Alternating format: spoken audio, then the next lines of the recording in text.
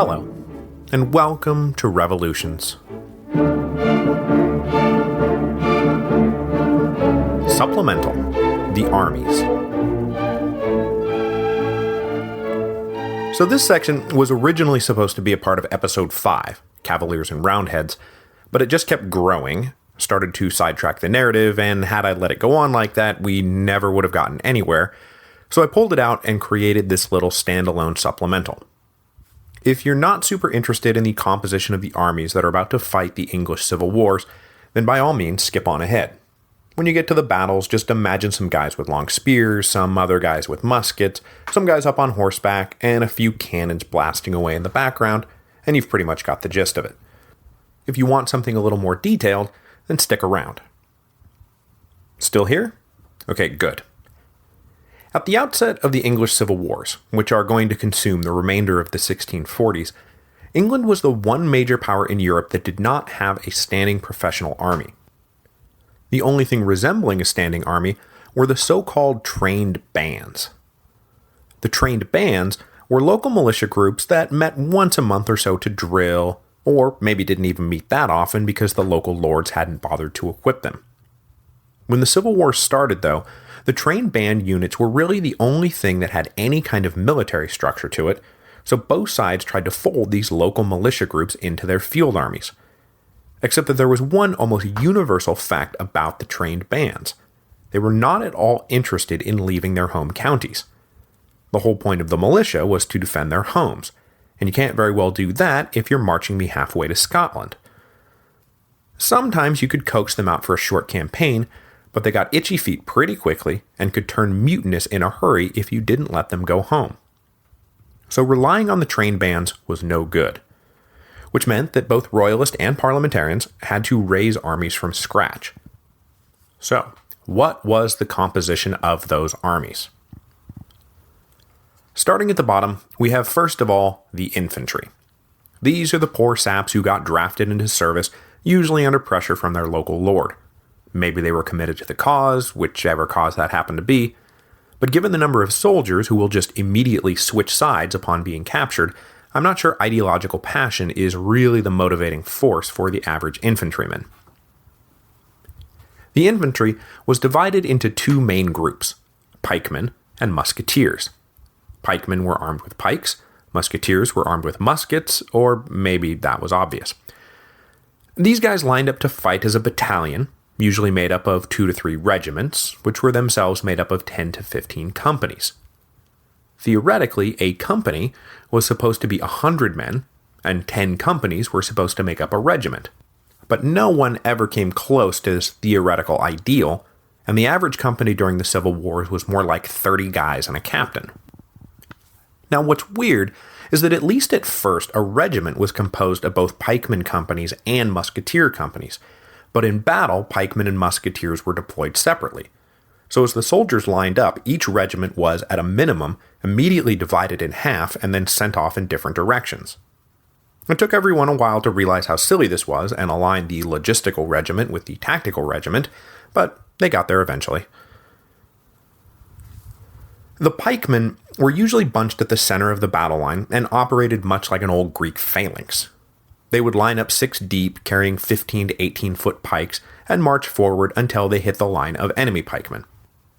They were all supposed to be outfitted with a metal breastplate, but they were usually issued only a leather buff coat, which you would think would make all of this a very messy and very stabby business, but in reality being run through with a pike was actually a pretty rare thing. The goal was simply to win the contest known as the push of pike, which is exactly what it sounds like. You were trying to shove, push, and knock off balance the other side until their ranks broke and ran off. Sometimes the push of pike was a hell of a contest, but often one side or the other just wasn't that into it, and after a perfunctory showing would break and run. Then there were my favorite times when neither side was into it, and they would just kind of stand there and wave their pikes around to make it look like they were fighting, occasionally looking over their shoulders and hoping the generals way in the back were buying it. The musketeers, meanwhile, would be deployed on the flanks, and their job was to blast the other side until they ran out of ammunition, and then charge in with swords, or, more often than not, simply the butt end of their muskets.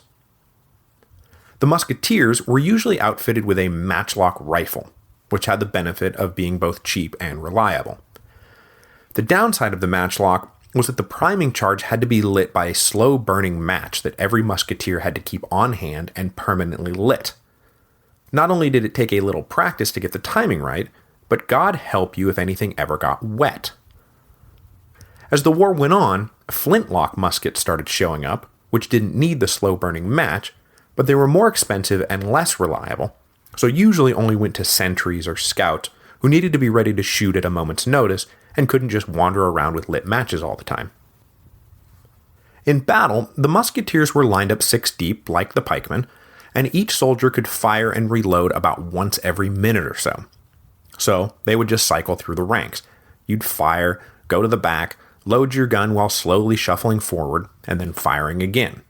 This is where timing the light gets a little tricky. So what this means is that battle is not bang, wait for a minute, bang. It's bang, wait 10 seconds, bang, wait 10 seconds, bang. Sometimes, and this really becomes a Royalist trademark because they were always having ammunition issues, you'd get 3 ranks to bunch together and fire all at once in a mass volley, and then charge in and fight it out with the sword, or the butt end of a musket. Moving up from the infantry, we then have the cavalry. Theoretically, there were 2 types of cavalry, heavy cavalry and light cavalry. Heavy cavalry wears armor, which is heavy. Light cavalry doesn't, so they're light. Get it? But in the English Civil Wars, heavy cavalry is pretty much not a thing. Almost everyone is some variation of light cavalry, minimally armored and carrying pistols and swords. They were organized into troops, which is why cavalrymen are often referred to as troopers, which had anywhere from 30 to 100 guys led by a captain, and a field regiment was ideally composed of 6 of these troops. Now, without any heavy cavalry around, battle tactics became confused, and this confusion is at the heart of why the Royalist cavalry is going to keep kicking the crap out of the Parliamentary cavalry at the beginning of the war. The traditional division of labor was for the heavy cavalry to lock knees and ride full speed into the enemy, trying to mow them over, and the light cavalry, armed with guns, covering the flanks of this steamroller. But when the heavy cavalry didn't show up for the English Civil War, the commanders on both sides had to adapt. Or not. The parliamentary commanders kept sending out their cavalry to fight the way they had always fought, ride around with their guns trying to win a firefight.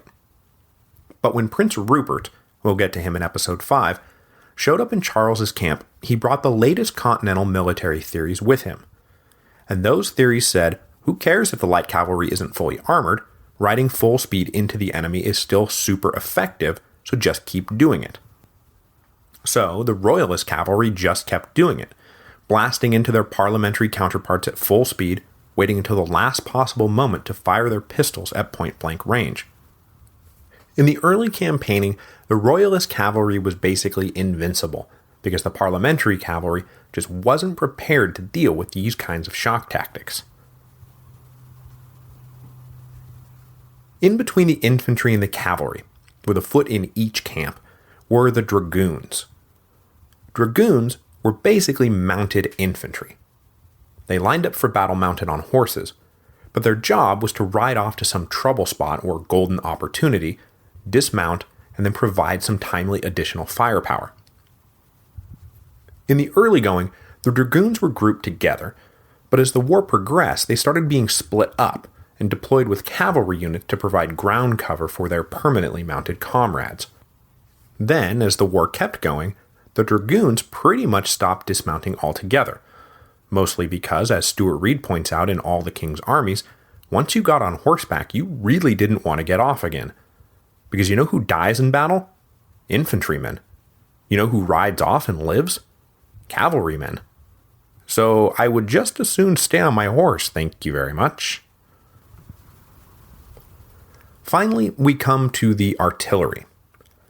Artillery is not going to play a huge role in our story, because it was rarely decisive out in the field. And since I am not going to get sidetracked by the many and prolonged sieges of the war, where artillery did play a major role, there is no need to dwell on it too much. But just so you know, there were 3 types. Siege artillery, firing huge shot. The Cannon Royal fired a 63-pound ball. These were used to batter medieval castle walls, sometimes over the course of years. The various mobile armies, meanwhile, carried the other 2 types. Heavy field artillery and light field artillery.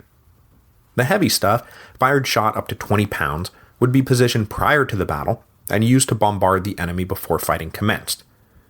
The light artillery usually fired 4 to 6 pound shot and could be moved around during the battle. The one major role artillery does play is how damn heavy it all was and how crappy all the roads were. Moving the pieces around took a lot of men and a lot of horses and a lot of carts, and it was slow going, a total drag on the rest of the army that limited everyone's mobility for not much value once the fighting got started.